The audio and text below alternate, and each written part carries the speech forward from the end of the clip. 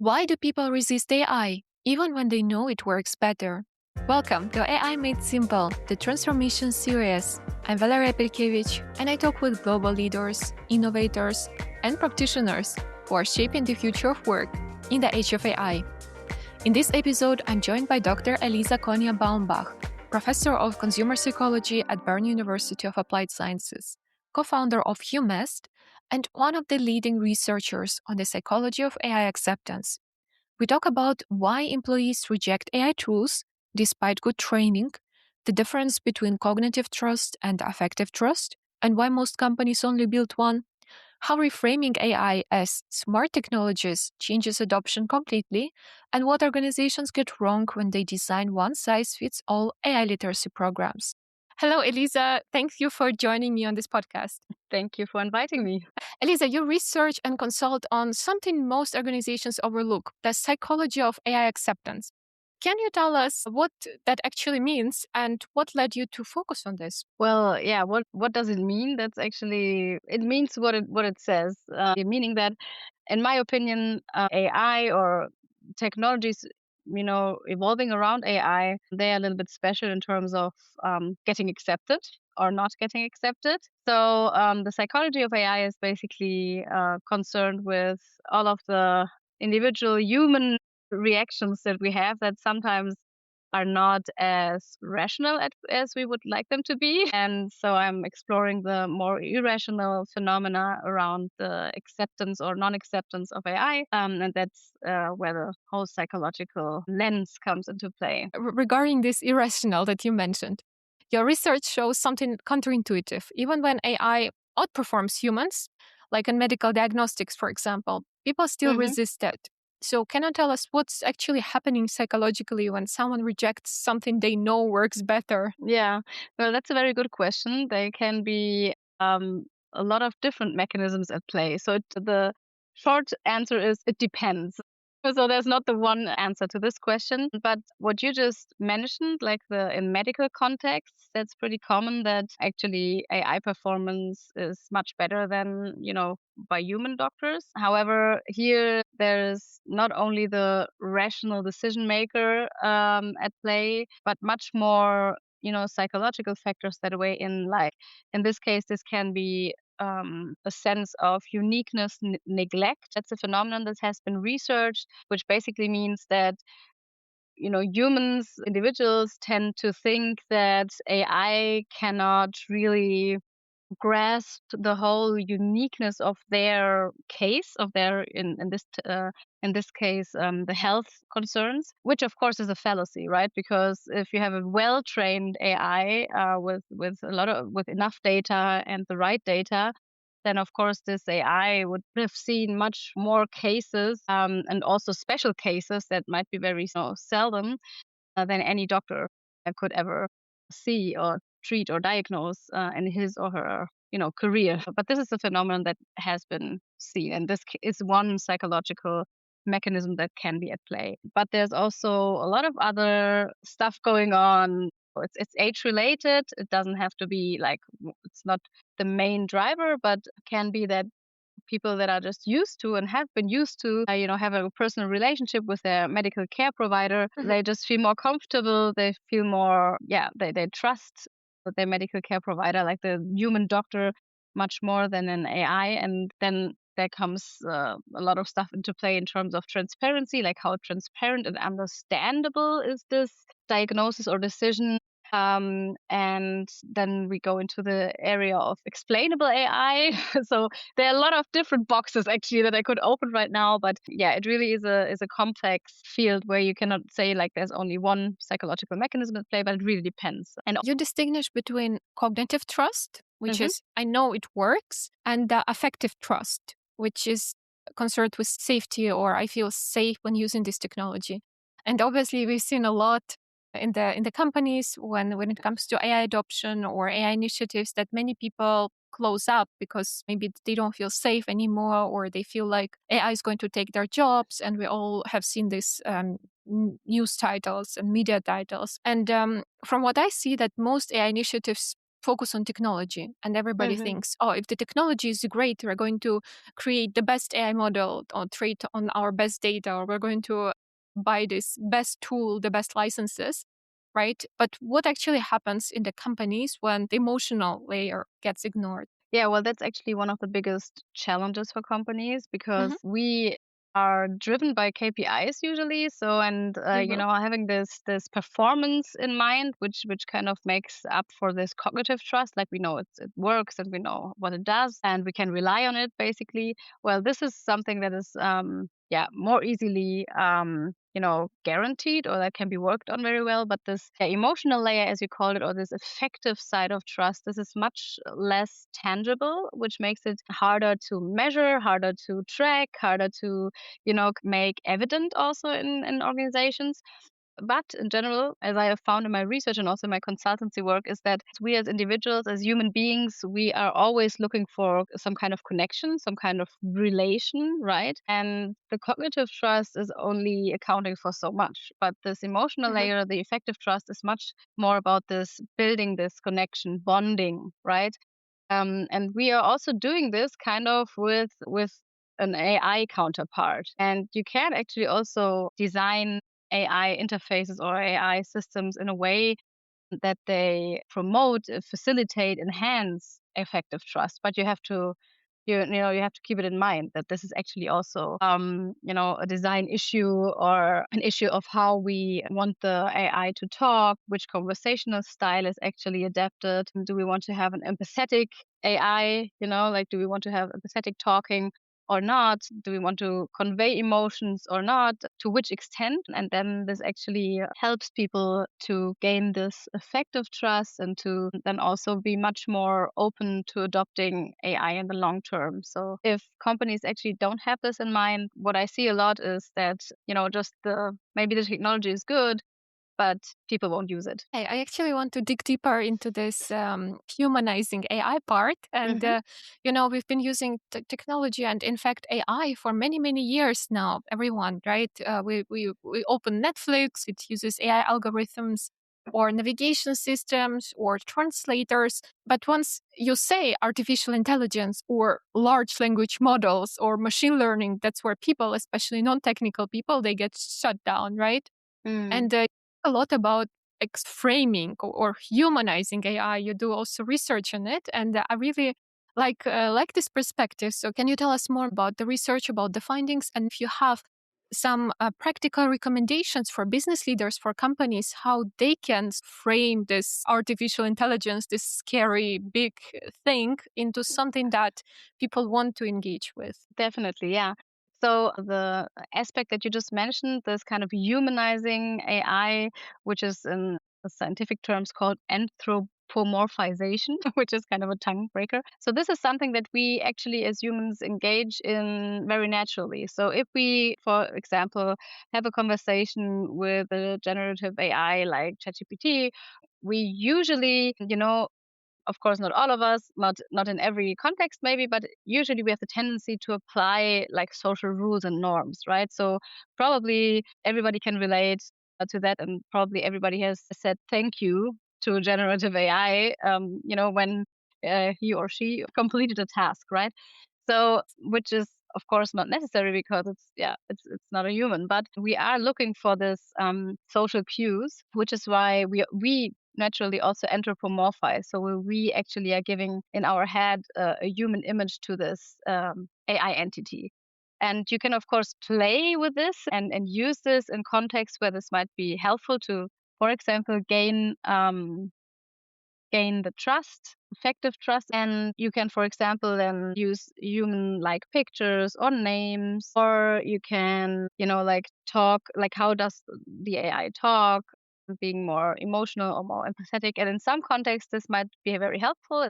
Maybe in service settings where people, are looking actually for or seeking for a human counterpart, this might be helpful. In other contexts, we don't need it as much. But so this is how you can kind of enhance this social connection and the so-called social presence that is perceived by us. And because this is a natural tendency that we actually, in research it's called, it's the so-called CASA paradigm, the computers as social actors. So we just perceive AI to be a social counterpart, although we know it's not a human being, right? But still, we have this reciprocity in terms of social norms Mhm. and interaction that we apply. Yeah, and what does this mean for companies? It really depends on which area this company is in. So there might be, if you, for example, are talking. I mean, we talked about medical before, but if you really talk about mental health, yeah, of course, here empathy and anthropomorphization is much more helpful, also to get people to heard and to share what they actually have in mind. But in organizations in general, what I have also seen, and this might also be maybe a good hint to think about, we have heard so much about AI, and AI is like everywhere, like in the press, in media, and usually the associations that people have with AI, I mean, they can be positive, but usually it's very mixed, right? Because we also hear a Mhm. lot of, stuff that maybe people might be afraid of. So AI in general is a topic that is polarizing a lot. So people Yeah. um, can have very extreme reactions to it. And this is why I think it's always good for companies to kind of make themselves aware about, like, how do we actually, what's the connotation, what are the associations that we have with AI, with artificial intelligence. And then you can actually make a little exercise internally in the organization and just think about, like, what would be different if we would actually not call it AI, but for example, smart technologies, right? Mhm. Because it's basically saying the same thing, right? It's not something different, but it's totally differently connotated. So because usually with smart technologies, we don't feel threatened, we don't Yeah. we are not afraid, but it's rather seen as a help, as a tool, which actually AI is also. But for a lot of people, AI has so much more associated, like it has a very heavy weight attached to it, which can by itself be a barrier to adoption, right? So if we can kind of lift this weight and just make it a little bit more neutral, right, the term per se, then this might already help in organizations to kind of get it going, like to kind of get this whole adoption and usage process going. And this might be a good entry to that. These are some great insights. In fact, I noticed even in my trainings with custom GPTs, for example, I felt like when you call it, custom GPT or Copilot agent or whatever, Mm. people are like, what's in it? But when you put it in a way that, oh, I'm actually a solopreneur, but I have a team of 20 Mm-hmm. assistants, and there is the sales assistant Anna, and she has the image generated with the Midjourney, which is looks like Anna, Mm-hmm. and then there is this copywriter John or podcast producer Mark, and they all have images and they all have these names and they all have a specific tone of voice and how they communicate. And it completely changes the perspective. And then everybody's like, oh, cool. I also want to have a team of little helpers that's going to take over these little tasks that I have day to day. So I find it really fascinating how this framing can change the whole reaction during the training, for example, and subsequent adoption as well. Absolutely. Yeah, that's also Mhm. something that I saw. And just calling it, like,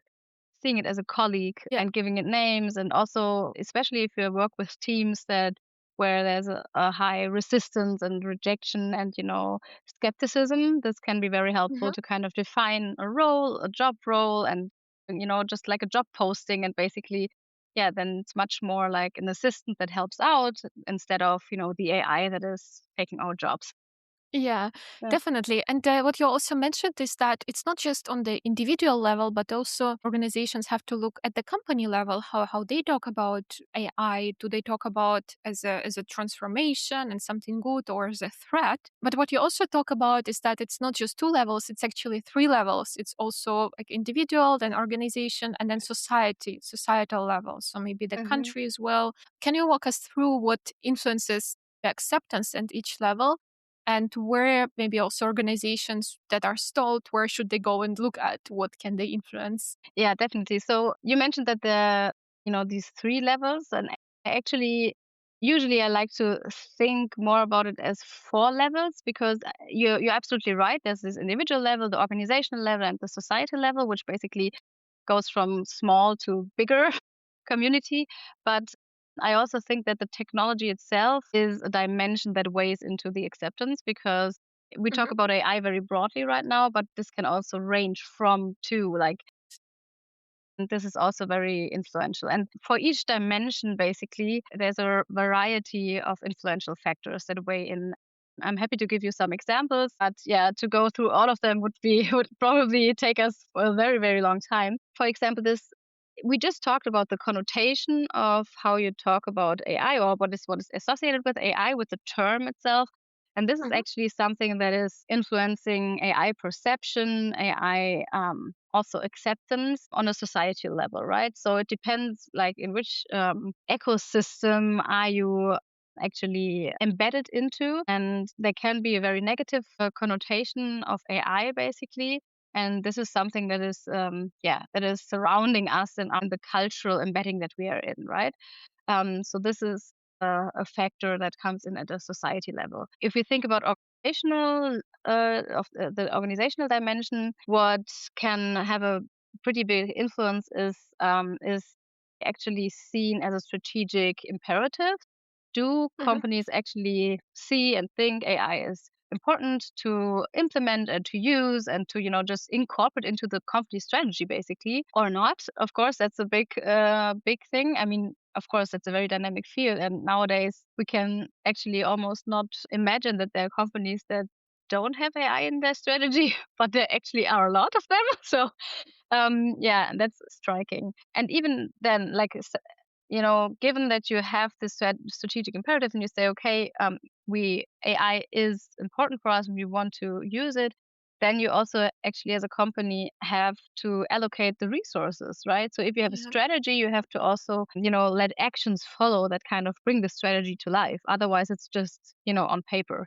And that's what I see a lot also in companies that, people say, well, we think it's important, we had this a kickoff and we have a new strategy paper and it's in there, but how do you actually feed it in the culture of the organization, of the company? And that's much harder than just writing it down and having a mission. So for a lot of companies that I have consulted, I actually saw that they would like to people to use AI, but one of the influencing factors here, one of the barriers basically, is if the workload is very high in those companies and they don't really have a strategic prioritization in terms of really financial resources and temporal resources allocated to this topic, then it won't fly, right? Because people at the beginning, if you have to learn new skills, you have to readapt, you have to unlearn habits that you Mhm. had before, and now you have to do it in another way, which in the end might be much more efficient. But on the way, when you're on the way on learning it, it usually takes some more time because it's trial and error, you go back and forth, you don't have Yeah. this efficiency and productivity increase right away, right? You have to work on it. You have to kind of get better at prompting. You have to get better at, you know, understanding which cases are good, where can I use it, how. So this is a learning process, and if this is not acknowledged as a learning process by the organization, and the time is not allocated for that, then that might be this usually is a big barrier in terms of organizational level. Yeah, and then on the individual level, I mean, there is really a lot of stuff going on in terms of, we're like everybody is individually very different in terms of how where we socialize, what is our age and cohort, like even gender is different, and all of this weighs into how we perceive AI. Like we have different personal tendencies. Some of us are maybe more autonomous and they love to be autonomous, and others, they love security much more and they like to have it safe, and they like stuff that they know, and others are more open to innovations and they are more risk taking, maybe. And I can go on much longer in terms of like personality traits, and how they actually influence how we perceive AI, and also how open we are to actually engage in using AI.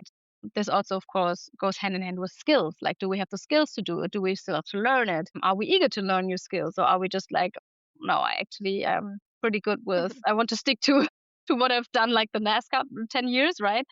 Yeah, so Mhm. that's a lot of human barriers that can factor in. Yeah, and last but not least, on the technology dimension, just in general, even here you can in a company also influence how the technology is seen, right? So if you have Mhm. a certain AI agent assistant that you would like to introduce, this basically, it's basic marketing actually, but a lot of times I see also actually for startups that are very techy, have all of this tech knowledge, but they don't have like they have their own language, and you can't sometimes you Mhm. have to translate this into just common knowledge language, Mhm. meaning that I, as a user in the end, in the organization of the AI assistant or agent, I'm not interested in learning a lot about the features, about the technological Mhm. like background of how does this work. I mean, maybe it's good to have a understanding of general stuff, but you don't have to be very technical about it, or go about all of the features. What I'm interested in as the end user is basically what are the benefits from, like, what do I get out of it? What are my benefits? And you can actually, in communication, you can do this. You can talk about the benefits rather than the features. It's the same thing, but it's just phrased very differently. So in terms of, instead of, ruminating about the, I don't know, the technological specificities that basically make something more efficient, you can just tell people like, how much time do you save? Basically, I Mhm. don't know, I don't care how, but how it works at the Yeah. end. But how much time do you save? Like, for a lot of people, this is much more effective to know that, and to get communication about, they can grasp it much better, the benefits, if they are communicated like that. What's in it for me? Absolutely. How can I benefit from this training, technology rollout, and so on? And actually, this can also have different levels, because what's in it for me, for some people, this means finding an intrinsic motivation. Like, I want to learn this because I can actually get better, get faster, I don't know, have more time for other stuff that I would love to do, right? But it can also be a motivation in terms of, well, what's in it for me? It also is maybe a skill that you will have to learn in the years to come, Mhm. to just to stay competitive. And I think that's also a pretty important factor that sometimes we don't have in mind on an individual level, to stay competitive, because it's not AI taking your job, but maybe it's a colleague, or another applicant that is using AI more effectively than you, who Mhm. is taking your job, right? So it's kind of a skill that is, yeah, that you at some point might be necessary to have in certain jobs. I mean, if you want to stay competitive as an organization, I think it's my opinion that you don't have a choice whether or not to, use AI, but rather you should think about, how can I do it? Like, how does it Mhm. benefit my company? Yeah, or it comes back again to the mindset, right? It's not like we still wait and decide how others do it, right? Or no, we don't want to do it, but rather, okay, it's there, like we have to do it, it's not going anywhere. So how do we approach it, right? Absolutely. Yeah. Okay, I want to reiterate on the points that you mentioned. So you've emphasized that AI acceptance is deeply individual and each of us is different. Each of us has different fears or motivations. Each of us has different, as you mentioned, it starts with demographics and Mm, psychographics and so on. What I often see in companies when I'm doing AI literacy trainings is that often, because of the budget constraints or other constraints, it's often one size fits all.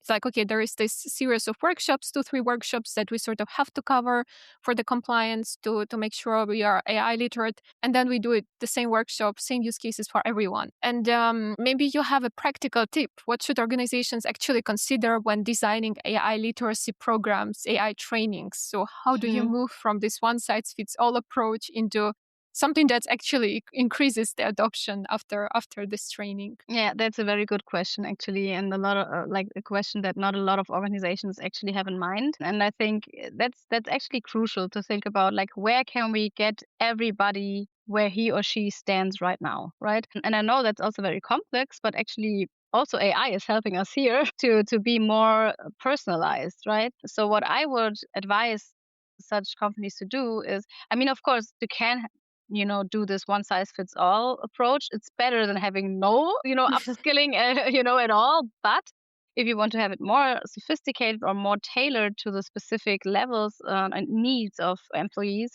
what you could do is to kind of have an assessment, which doesn't have to be a very big thing, but just like a self assessment, like a questionnaire online before you engage in the training, that might help you to better evaluate, like, which, first of all, is this employee, like, is he or she resistant or skeptic towards AI or not? And then also, how much is he or she involved with using AI regarding the specific job requirements? So there might also be a difference, right? And also, maybe how much is he or she interested in learning more about how does it work actually? And all of this could factor into, just having a calibration of who runs through which program, or who can get, like, I Mhm. would actually think about it like a modular approach, having different modules that you can kind of mix and match to make a more suitable package for each and everyone. I love the idea of using technology. There are many modern learning management systems, right? That like Sana, I have in mind that allow you to tailor this kind of experiences to make them individual. But then also what I have seen working well, not just having this, okay, one AI literacy training, it could be good that it's somewhere there, but also more engaging people, right? Making the challenge or the hackathon and then doing maybe some on-site workshops for functional teams, like one day Hmm. for marketing, one day for sales, and then doing maybe another champions enablement. So just not, okay, we've done sort of AI literacy, that's it, Hmm. right? This the same workshops for everybody, every employee has to attend, but rather, okay, how do we live it, right? Hmm. On a day to day, what else can we do? But with all of it, as you were saying, you need to actually plan for it, both resources, time, Yeah, and budget and people. absolutely. Elisa, after studying all the ways humans resist AI, what gives you optimism about where this is heading? Well, I know. I actually think. I mean, I know my research is a lot focused on the barriers, but rather to just better understand the barriers and then to kind of get solutions to overcome the barriers. What gives me optimism is that we as human beings usually are pretty good in adapting to changing environments, to transform. But some of us, of course, it takes a little bit more time for some of us and a little bit less time for others.